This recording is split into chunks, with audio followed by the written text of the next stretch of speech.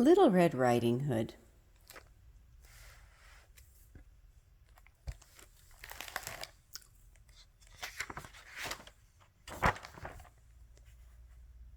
There's the big bad wolf. Here's the grandma. Here is Little Red Riding Hood. And here's her mother.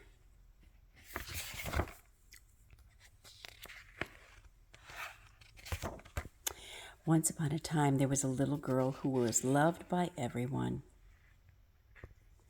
She wore a red hood that was a gift from her grandmother, and the little girl liked it so much that she never took it off, and that's why she became known as Little Red Riding Hood.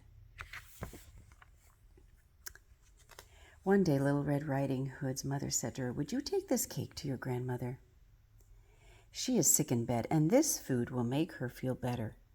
Mind your manners and do not leave the path for any reason."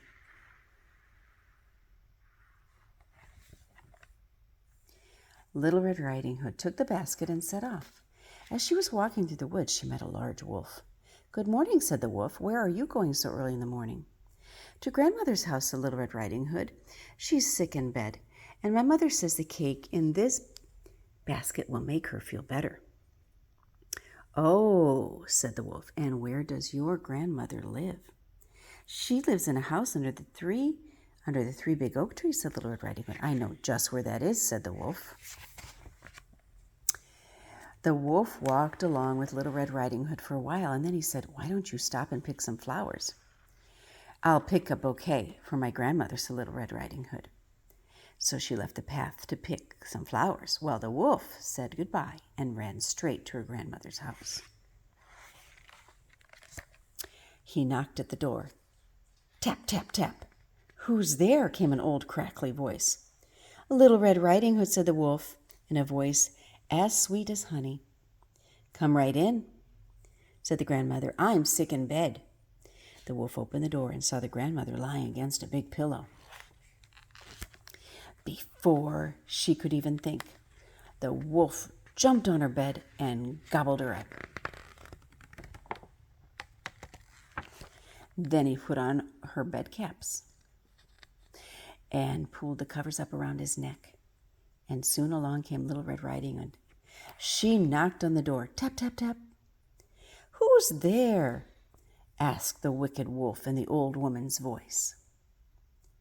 "It's Little Red Riding Hood. I've come. I brought you some cake from Mother." "Come in," said the wolf. Little Red Riding Hood opened the door and walked over to her grandmother's bed and climbed up. "Oh, grandmother, what big hands you have," said Little Red Riding Hood. "Oh, the better to hug you with," said the wicked wolf. "Oh, grandmother, what big ears you have," said Little Red Riding Hood. "The better to hear you with," said the wicked wolf. "Oh, grandmother, what big eyes you have," said Little Red Riding Hood.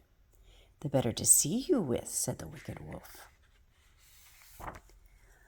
"Oh, grandmother, what big teeth you have," said Little Red Riding Hood.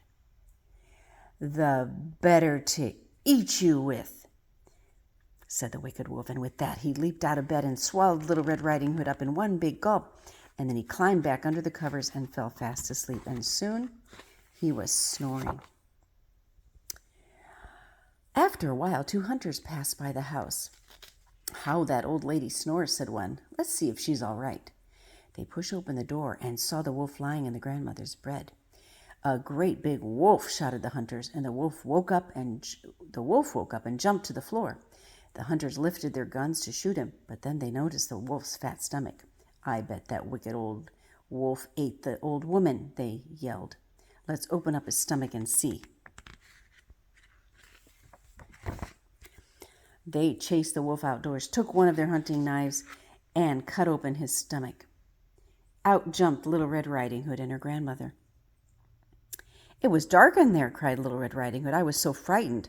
She grabbed her grandmother's hand, and they ran back into the house as fast as they could go. "I feel so much better," said Grandmother as she sat down in her favorite chair. Then she ate the cake that Granddaughter had brought her, and Little Red Riding Hood climbed into her grandmother's lap. "I will never leave the path again when my mother tells me not to," she said, and she gave her grandmother a hug and a kiss. Oh, that was a happy ending.